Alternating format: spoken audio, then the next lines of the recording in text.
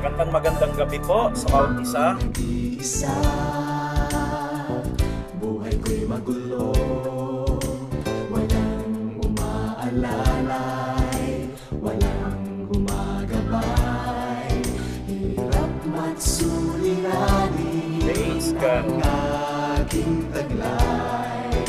Sinikap kong tasin, ngunit di kong tunay. Ito po isang mapagpalang gabi sa bawat isa. Buhay ko'y gumanda, Purihin po ang Panginoong Diyos. Hallelujah. ang kulay, pinuspos ng pag-asa, hirap at suliranin dumating sa buhay. Jesus, ikaw ang nagbibigay ng sigla. Binigyan mo ako ng awit, awit ng buhay. Thank you, Lord. At ang lumbay, iyong pinawit. Kaya't ang awit kong ito'y alay sa'yo. Binigyan mo ako ng awit, awit ng pag-asa, ng pag-ibig, ng pagpupuri, pasasalamat sa pag-ibig mo, o aking Jesus. Puri po sa Diyos. Isang magandang gabi po sa bawat isa. Hallelujah. Lungkot ay naglaho, binibigyan mong katiyakan, itong aking buhay. Hirap at suliranin dumating sa buhay. Jesus, ikaw ang nagbibigay ng gabay. Hallelujah. Binigyan mo ako ng awit, awit ng buhay, at ang lumbay, iyong pinawit. Kaya't ang awit kong ito'y alay sa'yo.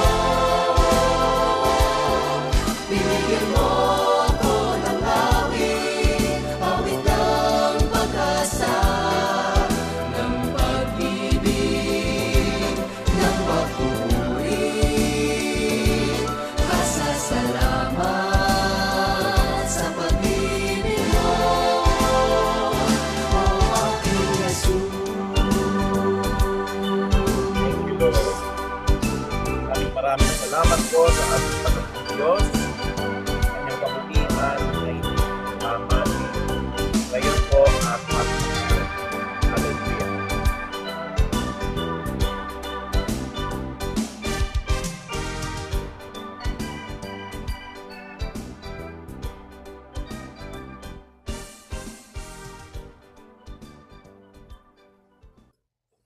Purihin po ang Panginoong Diyos. Isa pong napakagandang gabi ang atin pong handog ngayon sa bawat isa po na mga nakikinig. Binabati ko po kayo ng isang magandang gabi. Kamusta na po kayo?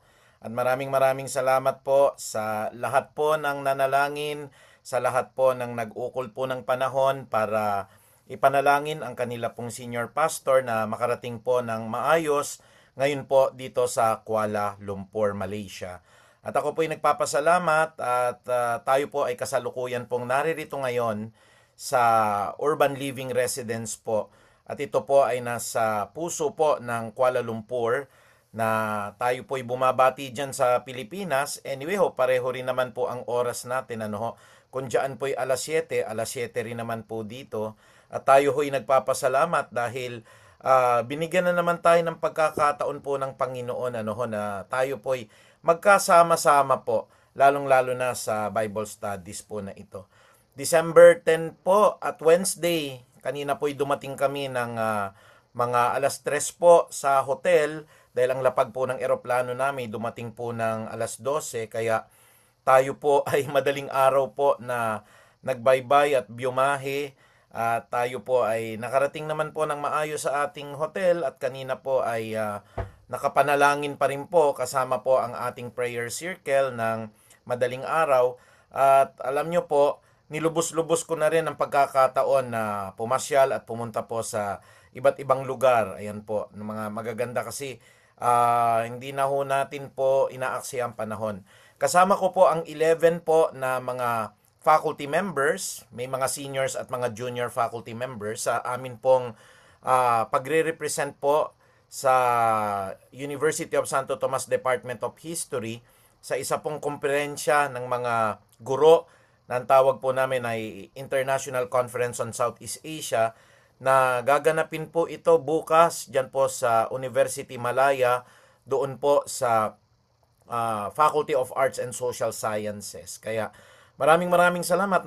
Napakadami po na pwedeng puntahan dito. Napakaganda po at mura ang pagkain at malinis na sana atin pong hinihiling na maging ganun din po sana ang atin pong bansa, na kahit po nakakalungkot po talaga kung minsan, pero hindi tayo nawawala ng pag-asa na ang bansang Pilipinas po ay magiging katulad din po ng isang Malaysia pagdating ng panahon. Ang Diyos po ay mabuti, lagi-lagi at lagi-lagi po ang Diyos natin ay napakabuti po. Muli po, ako'y nagpapasalamat sa bawat isa po sa inyo ngayon. Alam ko po, excited po kayo dahil meron tayo pong tatalakayin po na magandang Bible studies. Hindi natin kailangan na maging hadlang ang pagkalayo po, maging hadlang po ang anuman pong mga kabigatan o kapaguran ng katawan, lalo na ang mga topic po natin, katulad po nito ay panalangin po sa sambahayan ng Diyos. Ang lahat ho ng atin pong kapatid, ang lahat ng ating kababayan, kailangan po ng mga panalangin na yan. Kaya nagpapasalamat po ako dahil this is an opportunity to preach the Word of God at patuloy po, papalapit na ng papalapit. Ilang tulog na lang ho ay magki-Christmas party na po tayo. At matatapos na rin po yung atin pong Matuwid kay Kristo 2025. Nandun na po tayo sa letter D. Ayan po yung tinatawag nating dumudulog sa panalangin. Kaya inyo pong napapansin at inyo pong siguro nakikita, puro panalangin po, no? Starting October, November, and December ang atin pong mga topic. Ayan.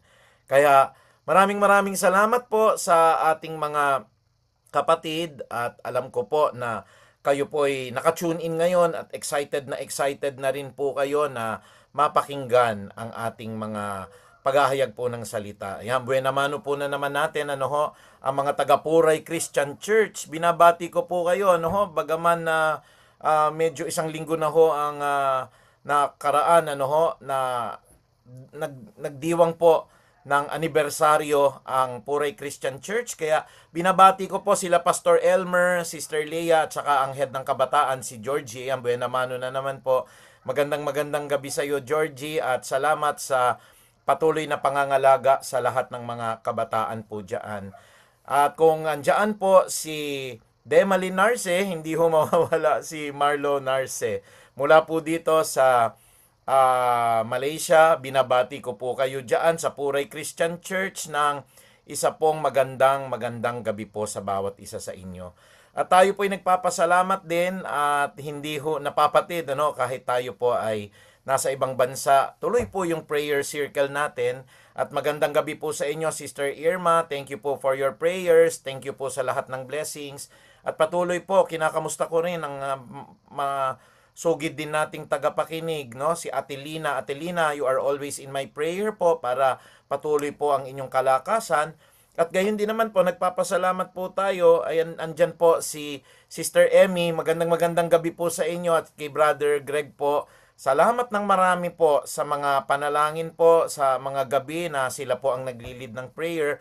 Diyos na po ang bahala po sa inyong kabutihan, na hindi ho nagmamaliw ang kanila pong patuloy na pagsuporta po sa church. And glory to God po yan. Kay Ate Odi, magandang gabi po. Okay naman po kami rito ngayon at ako po ay nagpapasalamat at tuloy-tuloy pa rin ang prayer natin sa umaga. Magandang gabi po, Sister Aster. Kamusta na po kayo? At sana po ay loobin ng Panginoong Diyos na kayo po ay makapunta rito po sa Pilipinas sa Kapaskuhan dahil namimiss na rin po namin kayo. At gayon din naman po si Nanay Soli, maraming salamat po sa mga panalangin po. Palagi ko pong nakikita pag-unlad po nila Arlene at ang pag-unlad po nila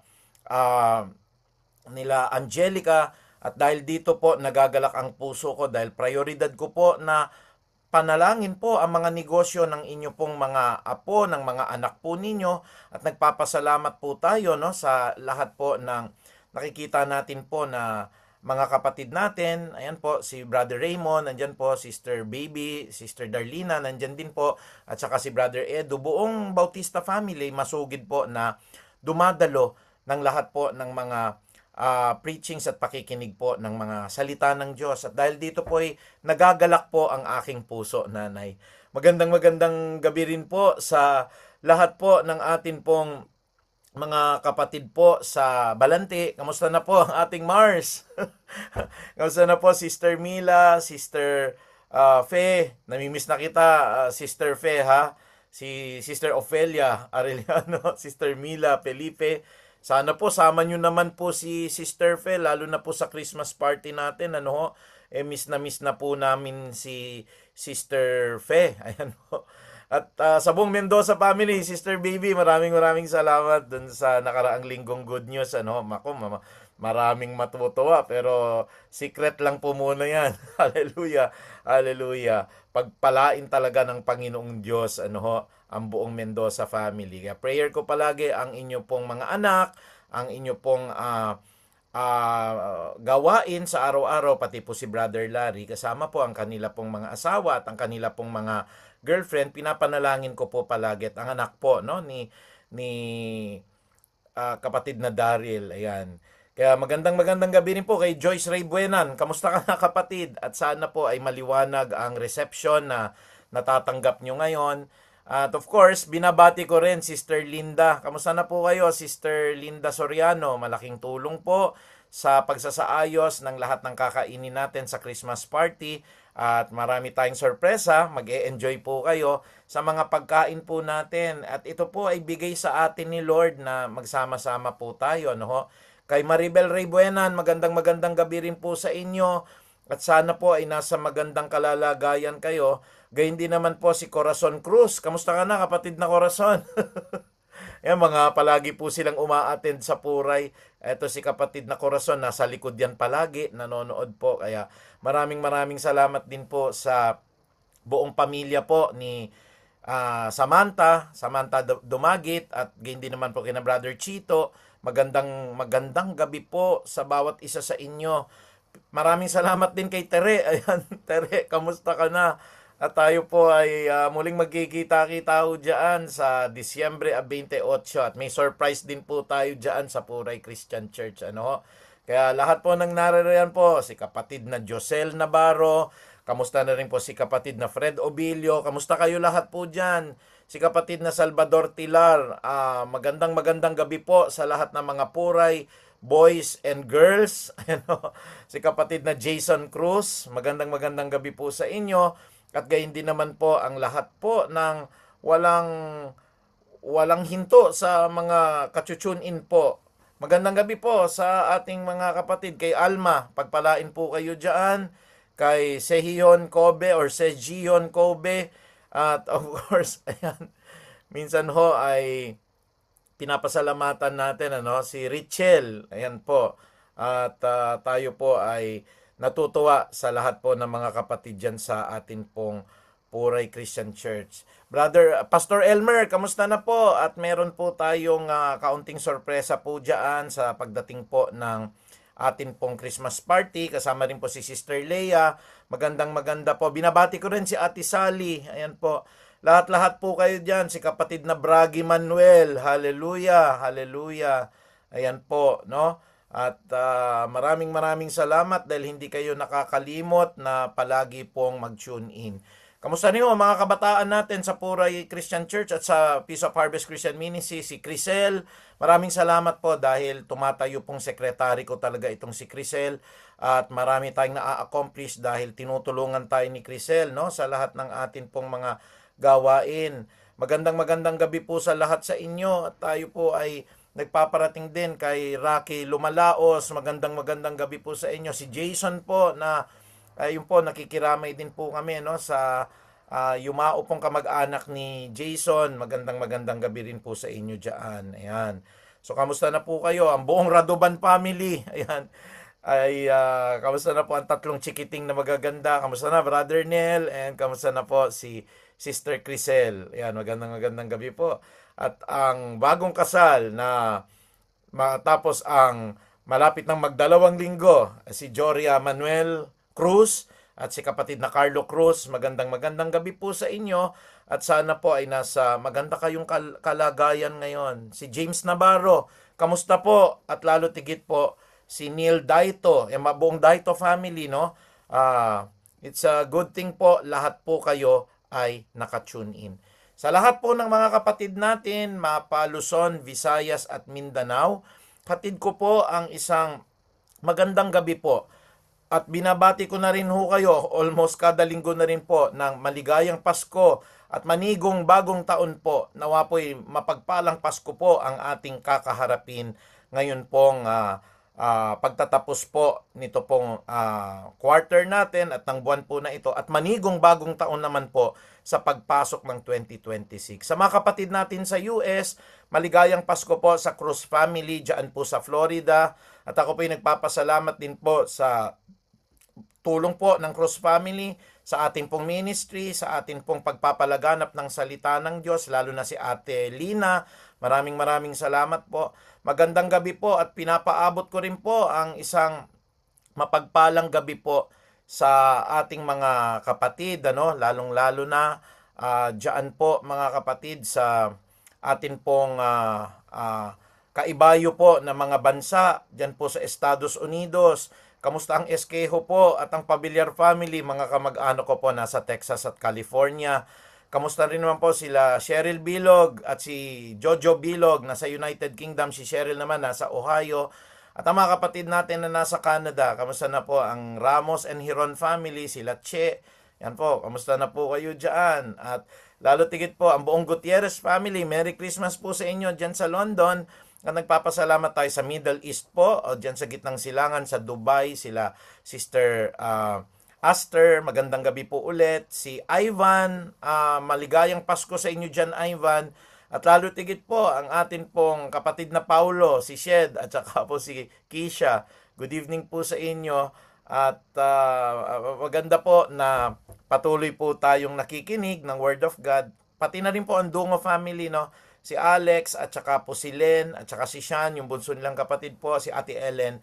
Pinagpala pong gabi sa bawat isa, lalong-lalo na dyan po sa atin pong mga kapatid po sa Japan. So, kamusta na po ang ating mga Japanese brothers and sisters?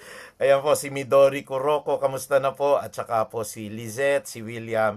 Isa pong mapagpala at maligayang Pasko po sa bawat isa sa inyo. Excited na ho tayo, na tayo ho ay paparating na sa Kapaskuhan at marami po tayong mga gawain, 18, 19, and 20 po ng Disyembre, yung Pasko't pasasalamat at pagsamba na ginagawa natin, yung PPP. At gayon din naman po yung ating Christmas party ng December 21 po. Kasabay din naman po ang atin pong mga gawain po sa Puray. Meron din po tayong Christmas party sa December 28. Kaya muli ho, maganda ang ating tatalakayin.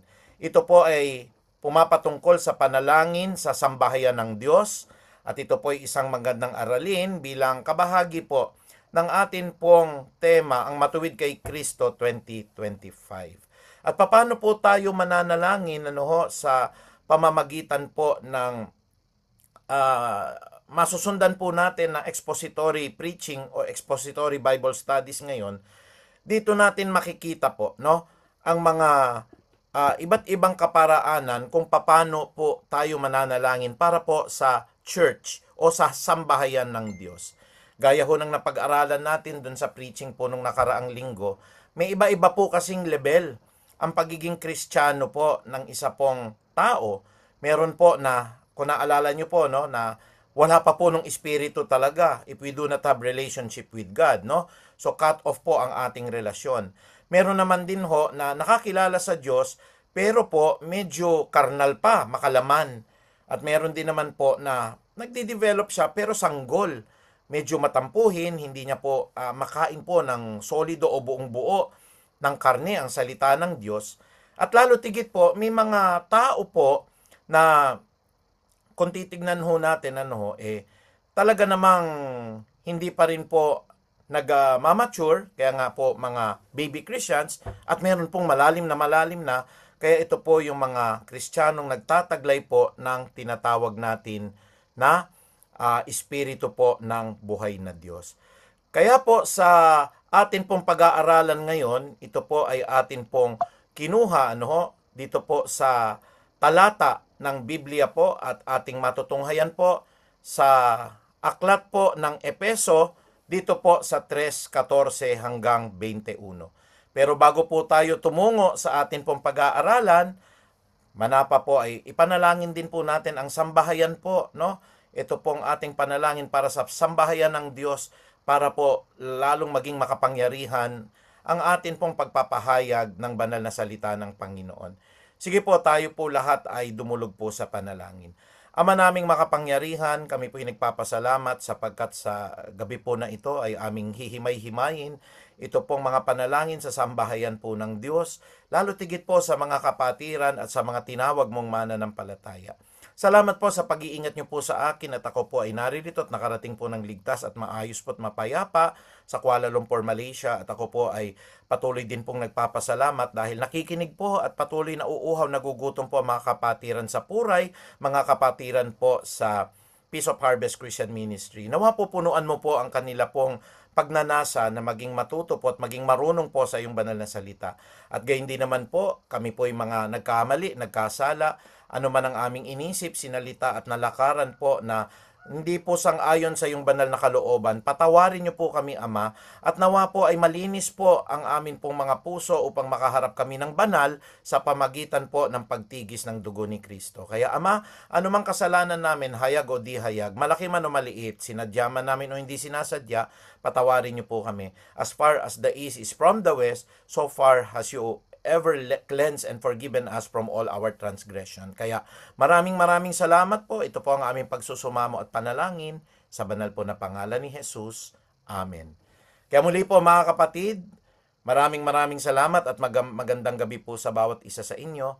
Ang teksto po natin ay kinuha natin dito po sa Epeso 3:14 hanggang 21. At kung napansin nyo po, may kulay blue po, may kulay red, may kulay violet, at meron pong kulay green. At yung itim po, yung verse 21, ang siya po nating gagawing konklusyon dito sa atin pong preaching na pinamagatan po nating panalangin para sa sambahayan po ng Diyos. Okay?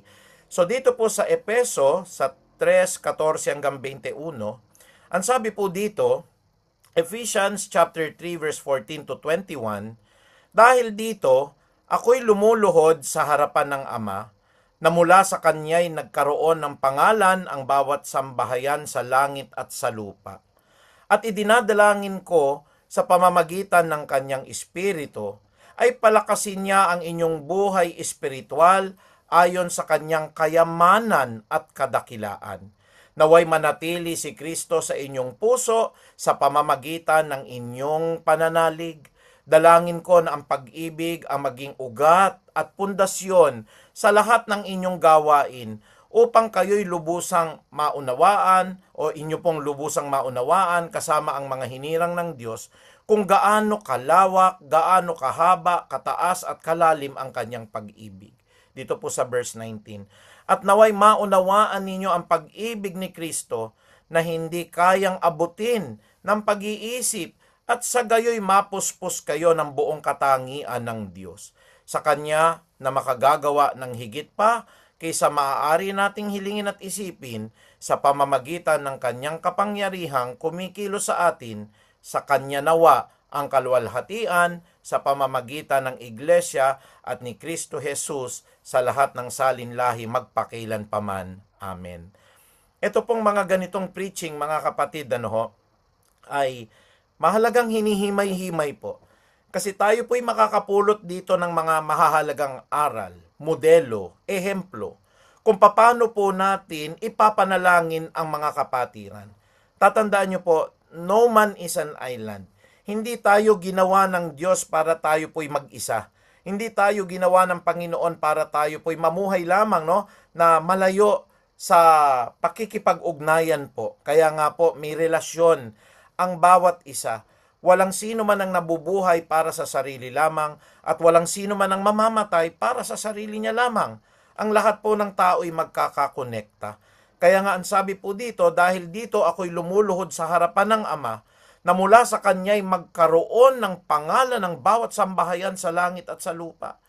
Magkaroon po ng pagnanasa, magkaroon po ng tinatawag natin na role o katungkulan. Iyan po yung kahulugan po na magkaroon ng pangalan ng bawat sambahayan sa langit at sa lupa. Ang mga anghel sa langit, ang mga tao sa lupa, magkakaroon ng kanya-kanya pong pagsisilbi at paglilingkod. Isa po yan sa panalangin po ni Pablo. At ang sabi po rito, dinadalangin ko sa pamagitan ng kanyang espiritu ay palakasin niya ang inyong buhay espiritual ayon sa kanyang kayamanan at kadakilaan. Pangalawang panalangin niya po, patatagin po, palakasin naman po ang buhay espiritual ng bawat mananampalataya. At sa verse 17, naway manatili si Kristo sa inyong puso sa pamagitan ng inyong pananalig. Dalangin ko na ang pag-ibig ang maging ugat at pundasyon sa lahat ng inyong gawain upang inyong lubusang maunawaan kasama ng mga hinirang ng Diyos kung gaano kalawak, kahaba, kataas at kalalim ang kanyang pag-ibig. Napakaganda, no ho? Ang panalangin ni Pablo na sana'y panalangin din natin sa lahat ng kapatiran, mag-ugat at maging pundasyon natin ang pag-ibig. Nakasentro po sa pag-ibig, nakasentro po sa Diyos, nakasentro kay Kristo. Hindi po sa ating kasakiman, hindi po sa ating sarili.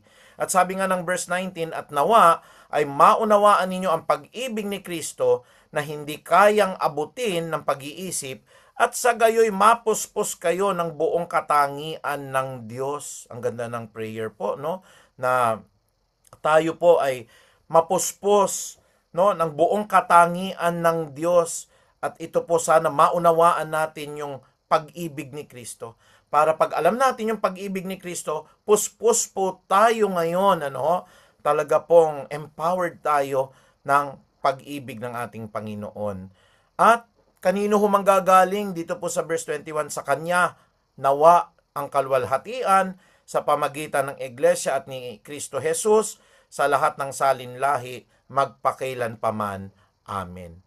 Sa gabi po na ito, sa pamagitan po ng pag-aaral na ito na atin pong pinamagatan po, mga kapatid, na panalangin sa sambahayan ng Diyos, iisa-isahin po natin ang mga ipinanalangin po ni Pablo para po sa mga sambahayan ng Diyos, para po sa church ng ating Panginoon, para sa mga hinirang at pinili niya na maging tagapagmana po ng buhay na walang hanggan.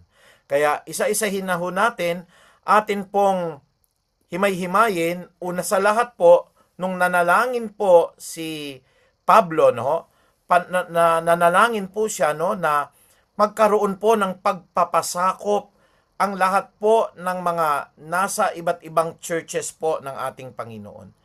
We do not claim that we are the only church. Mali po yun, kapatid. Meron nga pong iglesia ng Diyos doon po sa Epeso, may iglesia po ng Panginoon doon po sa Colosas, may iglesia po ng ating Panginoong Hesukristo, matatagpuan po natin sa, halimbawa po sa Galacia, no? Kaya ho nagkaroon ng iba't ibang aklat. Pero kung tayo po ay hindi nakapagpapasako po sa Diyos, ano ho, at yung pong pangalan na binigay sa atin, yung mga katungkulan po na yan, yung pagluluwalhati po natin sa Diyos, at naging tayo po ay mataas, at hindi nagpapasakop.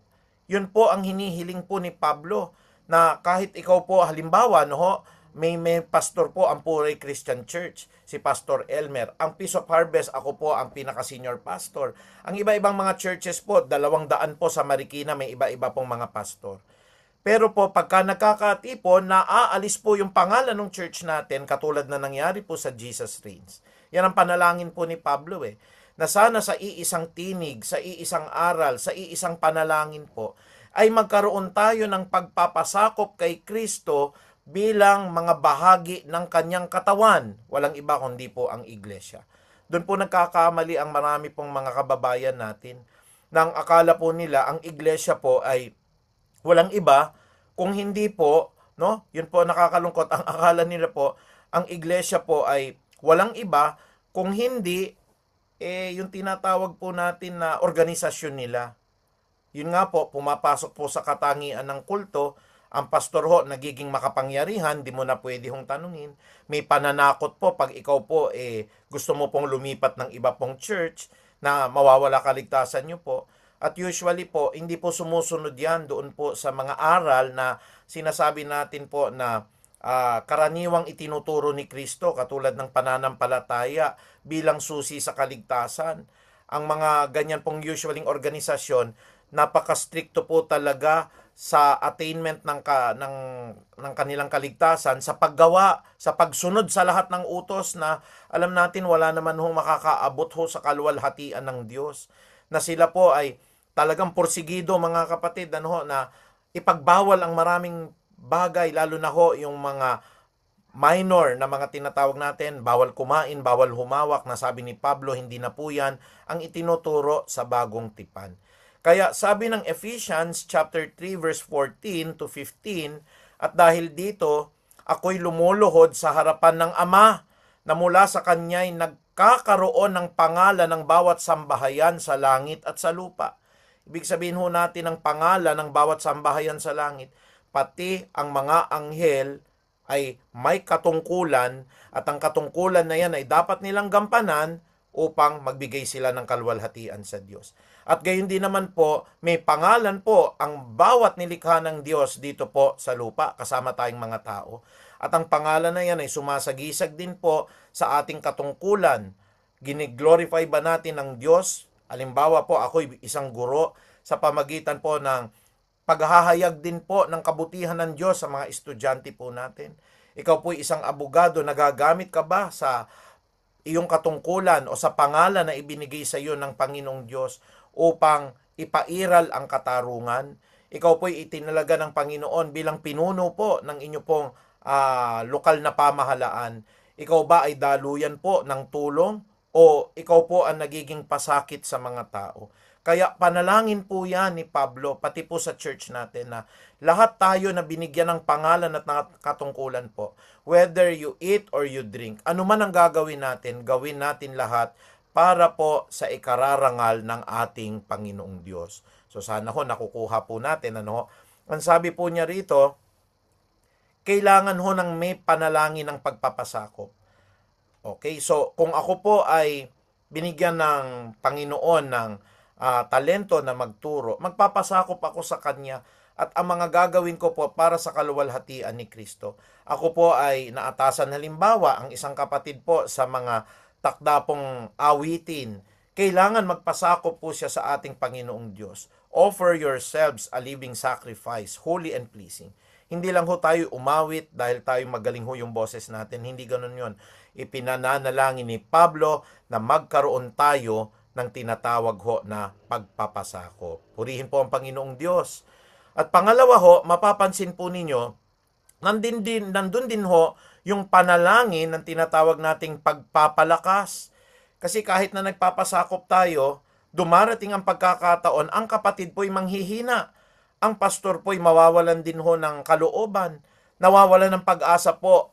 Lahat ho, maski malalim kang Kristiyano, pwede ka pong mawalan po ng pag-asa. Kaya dito ho sa Efeso 3:16, ano po yung pangalawang idinadalangin ni Pablo bukod po sa tayo magpasakop?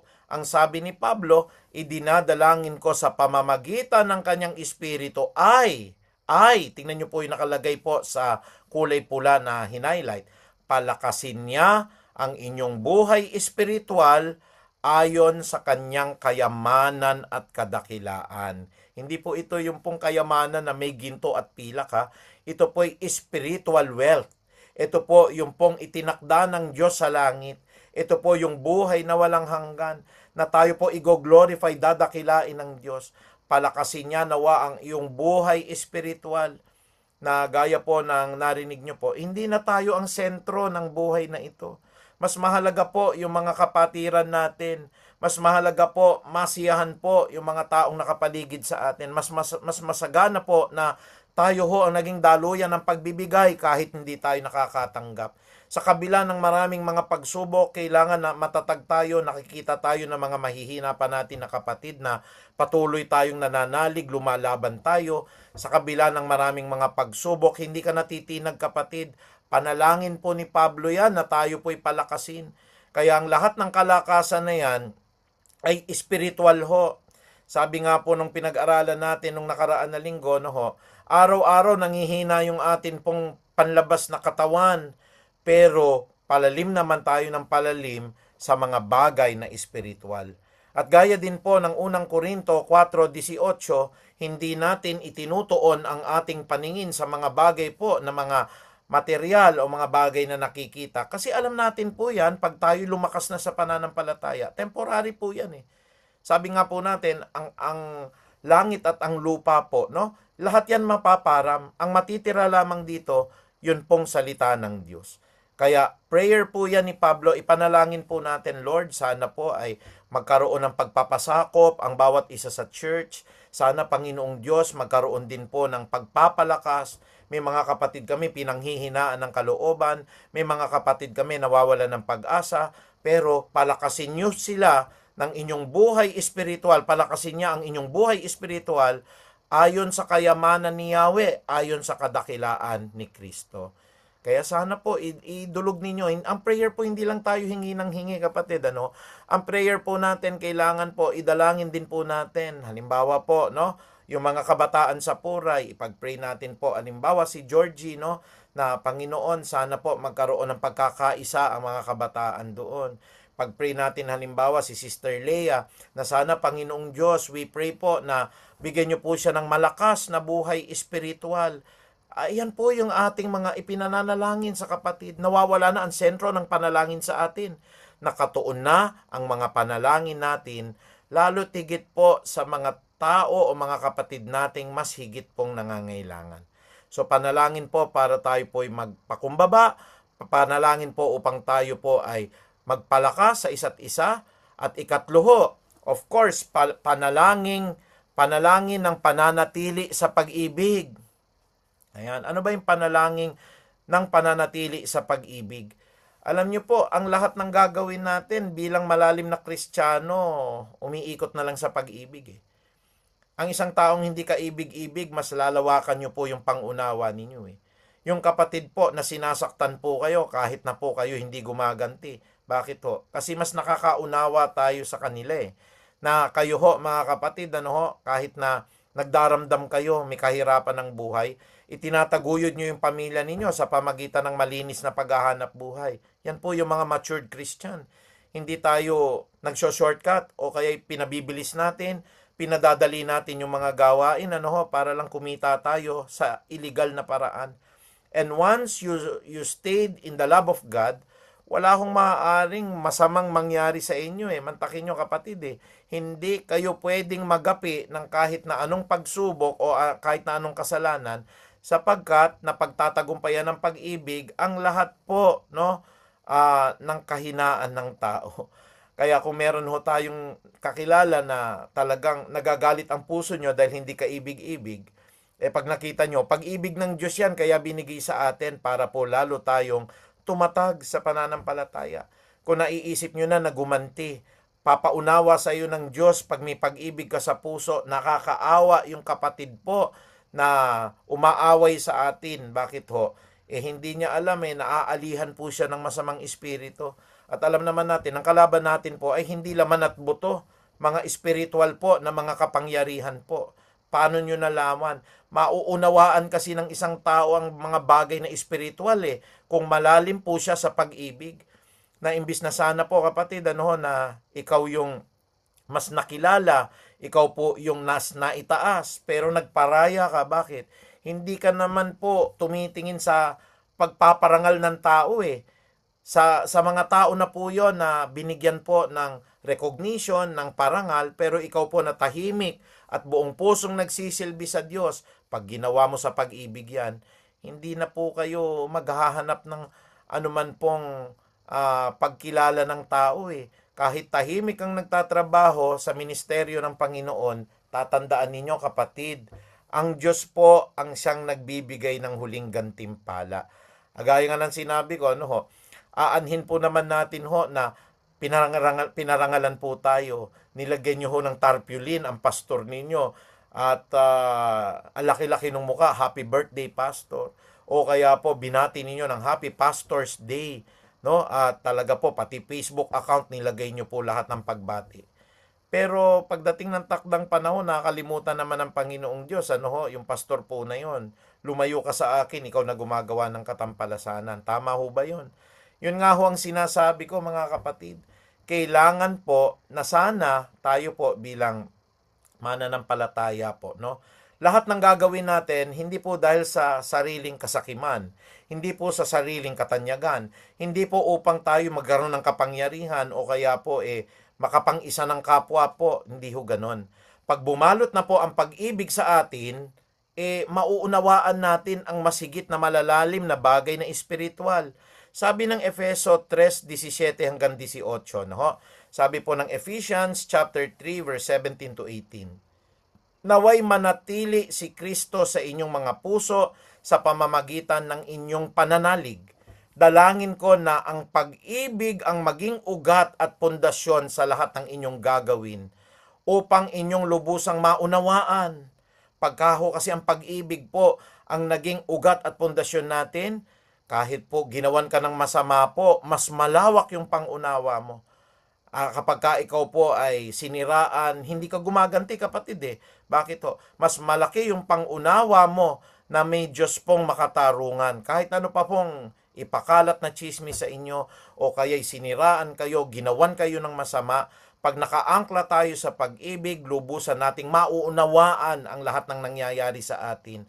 Lubos natin pong mauunawaan po, no, ang lahat ho ng kalawakan, kahabaan, kataasan, kalaliman ng pag-ibig ng Diyos. Ultimo nga ho nakapako na sa krus, mga kapatid Ano pong sabi ng Panginoon? Ama, gantihan mo po sila. Yun po yung karnal na tao, pero ang isa pong spiritual na tao, Ama, hindi kasi nila alam po yung ginagawa nila, kaya patawarin niyo po sila. Yun po ang spiritual na tao. Yun pong spiritual po na tao, mga kapatid, ay nako, kahit na po yung kanyang huling-hulin na gagamitin, no, na pangkain niya, katulad ng babaeng balo naglagay ng 2 kusing, malalim sa spiritual ho yun. Pero yung mga mayayaman, ay okay lang yan, tira-tira na natin, magbigay tayo ng ganitong regalo kasi hindi na pinakikinabangan, ay ayoko na yan, second hand na yan. Hindi ganun Ang isang tunay na malalim sa pag-ibig po, you want the best for your brethren, you want the best for your fellow men. Hindi po yung mga tira-tira kanya, hindi bibigyan nyo ng pagkain, yung pinakamasarap po, hindi dahil tirang pagkain, kasi malalim ka sa pananampalataya Yung talagang niluto mo, yung talagang bagong pagkain, binibigay mo. Bakit? Nais mong masiyahan ang puso ng kapwa mo. Yun po, yung pong pag-ibig na may ugat po at pundasyon sa lahat ng ating gagawin. At doon po, hindi na tayo magagalit mapoprovoke o kaya po ay maghihiganti. Magpaparinig sa Facebook, magpapakita ng mga iba't ibang kayamanan natin. Kasi mas lalalim tayo, mauunawaan natin ang lahat ng bagay at ang lahat po ng kalawakan, kahabaan, kataasan at kalaliman ng pag-ibig ng Diyos na buhay. Purihin po ang Panginoong Ama. Maraming salamat po muli sa ating mga kapatid. At ako po'y nagpapasalamat, binabati po natin ang atin pong mga kapatiran, lalong-lalo na po si Tatay Domeng. Kamusta na po kayo, Tatay Domeng? At saka si kapatid na Dani, namimiss ka na namin. Kapatid na Dani, nasan ka na? Nais ka po namin na makasama pa rin po sa lahat ng mga gawain natin, mga Bible studies natin, at namimiss ka na namin. At gayon din naman po, nagpapasalamat din po tayo dahil ang dami-dami ng kabataan sa Puray. Kung marami lang po akong pagpapala, talaga makakatanggap po ng mga blessings po panalangin nyo talagang yumaman ako. Nako, be-bless ko po palagi ang mga masigasig na mga kabataan po sa Puray Christian Church. Kaya tinitingnan natin, panalangin natin na sana ay magkaroon po ng pagpapakumbaba po na sana ho bilang body of Christ, hindi tayo nag-aaway-away, meron tayong pakikiisa, no, sa isa't isa. At saka po sana nananatili tayo doon po sa pag-ibig ng Diyos. Madali hong gumawa gumawa ng mabuti pero wala hong pag-ibig ng Diyos. Palabas lang. Pwede hong magsalita tayo, magaling na preacher, pero wala ang pag-ibig ng Diyos. Head knowledge lang ho. Pwede ho tayo na ang pananampalataya natin makapagpagalaw po ng tinatawag nating mga bundok. Pero wala din yung pag-ibig, wala rin kabuluhan.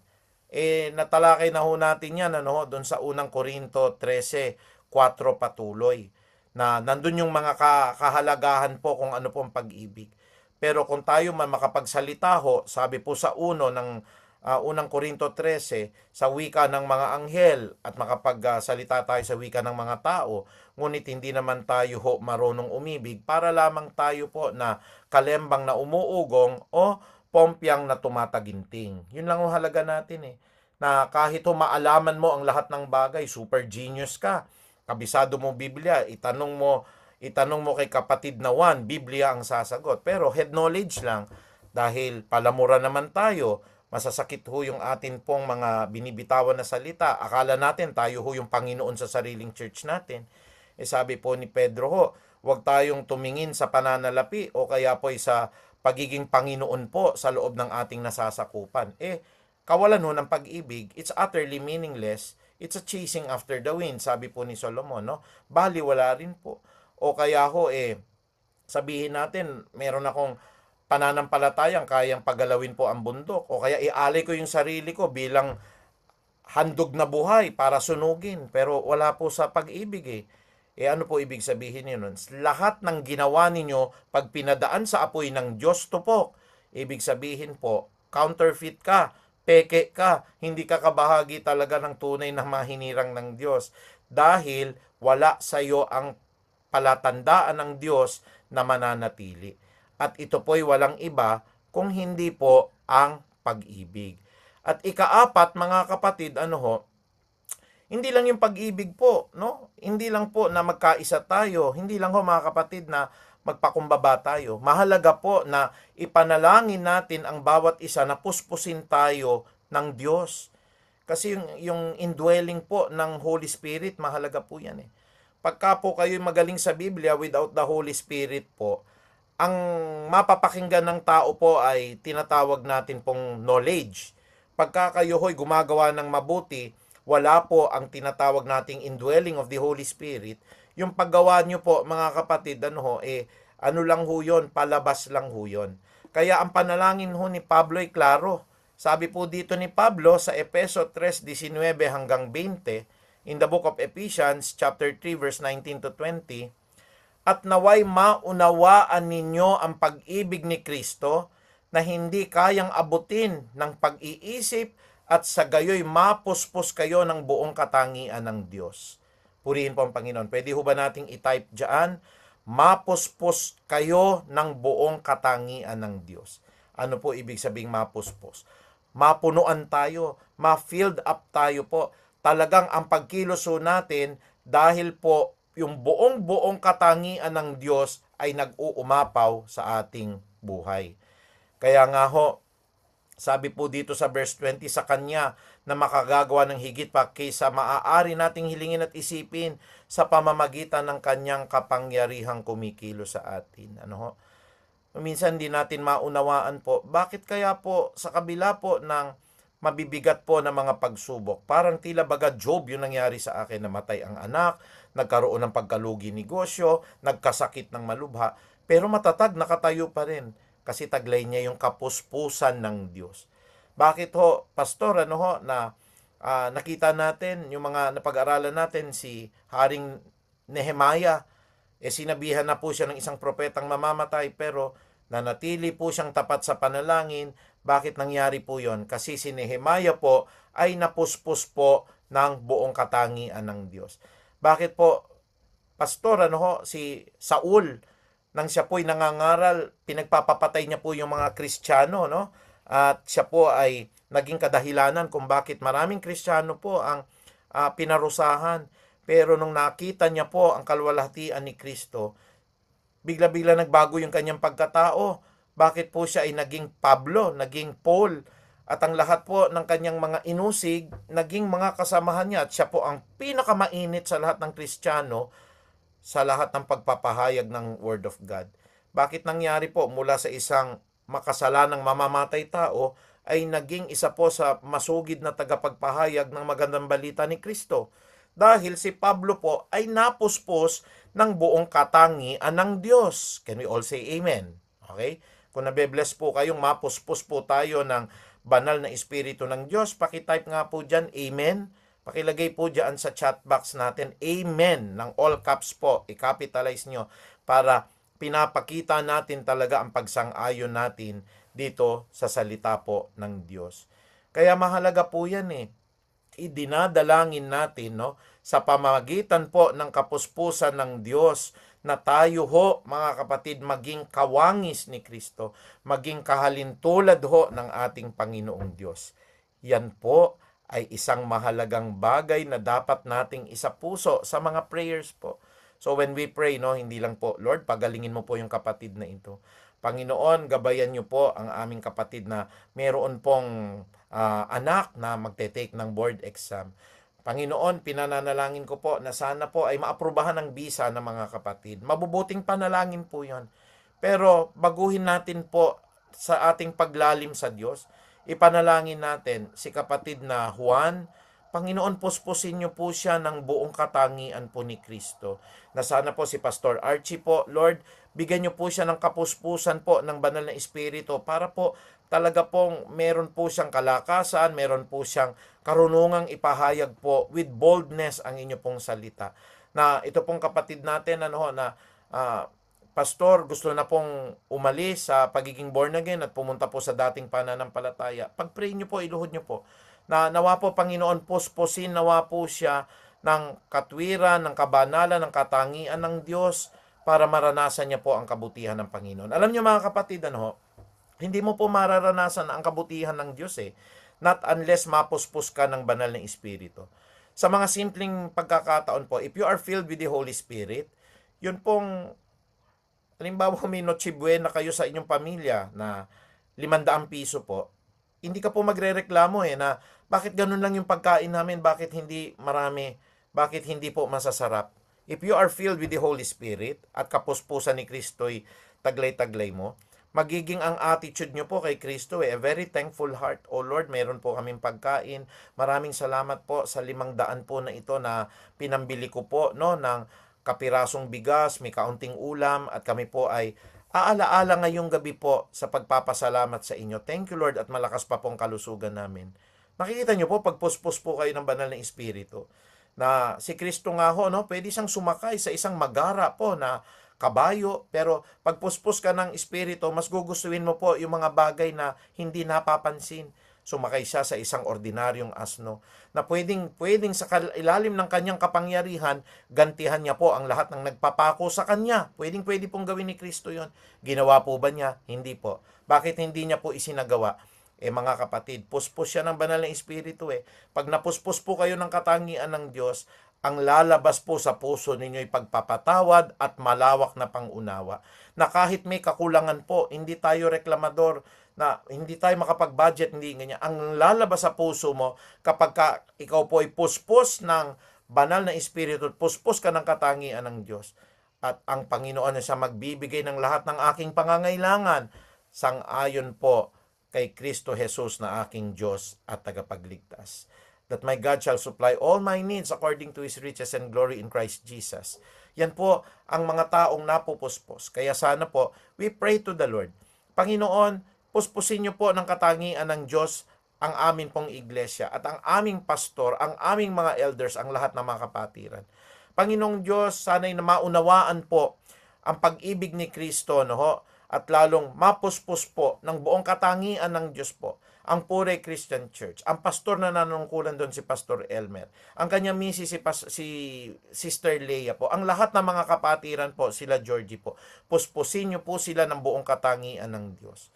At sa lahat ng ating mga pinag-aralan ngayon, ito po'y panalangin po sa sambahayan po ng ating Panginoong Diyos.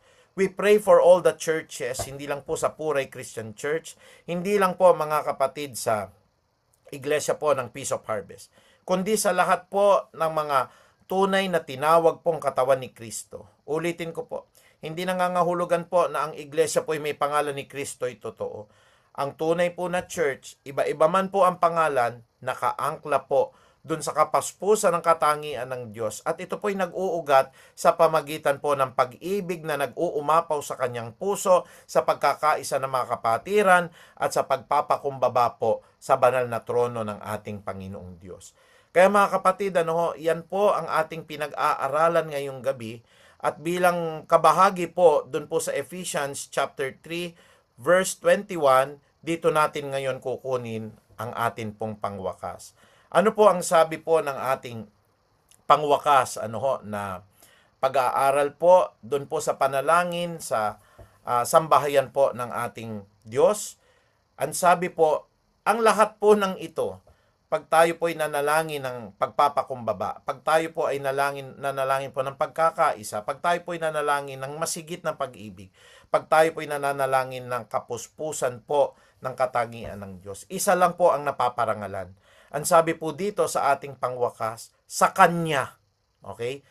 Pwede po ba nating i-type diyan? Sa Kanya. Sa Diyos, kay Kristo, sa Banal na Espiritu, sa Kanya nawa ang kalwalhatian sa pamamagitan ng Iglesia at ni Kristo Jesus sa lahat ng salinlahi magpakailan paman. At kung kayo po'y na-bless, sabi po nitong pangwakas natin, Amen. Muli, ang kapurihan ay para sa ating Panginoong Diyos, ang patuloy na kagalakan at ang patuloy na panalangin sa sambahayan ng ating dakilang Diyos, umiikot po para sa Kanya. Ang sabi po dito, sa Kanya nawa ang kalwalhatian sa pamamagitan ng Iglesia at ni Kristo Jesus sa lahat ng salinlahi magpakailan paman.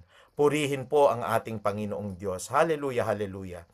Alam niyo po mga kapatid, yan pong mga pinag-aaralan natin na yan ay isa pong bagay na ikatutuwa ng ating Panginoong Diyos. Nawa po mga kapatid, tayo ho ay patuloy na mabless, magpasalamat po sa ating Panginoon dahil po sa gabi na ito tayo binigyan na naman po niya ng isang karunungan na nagmumula po sa ating puso. Ang karunungan na pag umapaw ang pag-ibig sa atin, magiging puspos tayo ng katangian ng ating Panginoon. Kaya po muli, maraming salamat po sa ating mga kapatid at nawa po'y may napulot na naman po kayo na magandang aral at ako po'y nagpapasalamat sa lahat ng prayer po ninyo. Bagaman tayo pagod, patuloy po na para sa kalwalhatian ng Diyos ang lahat ng ating ginagawa at walang ibang mapaparangalan kung hindi ang atin pong Panginoong Hesukristo.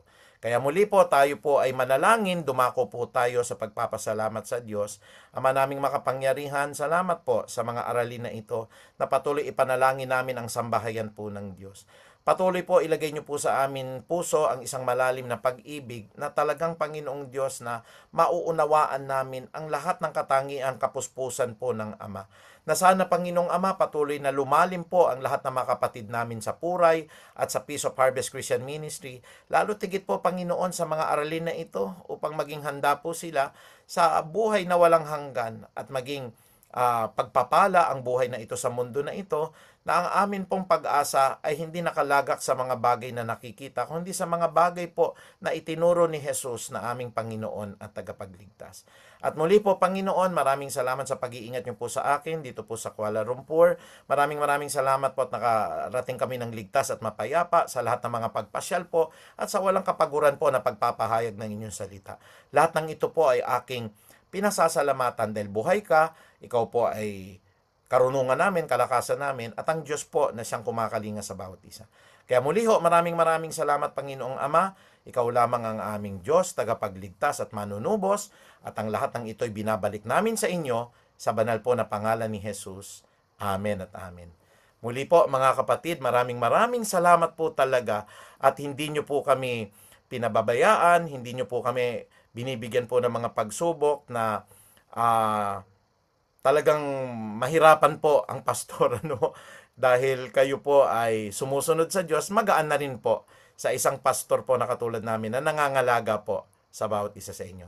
Muli ho, mahal na mahal namin po kayo. Pagpalain tayo ng ating Panginoong Diyos at sumaatin po ang kanyang banal na Espiritu. Muli po, good evening po sa bawat isa.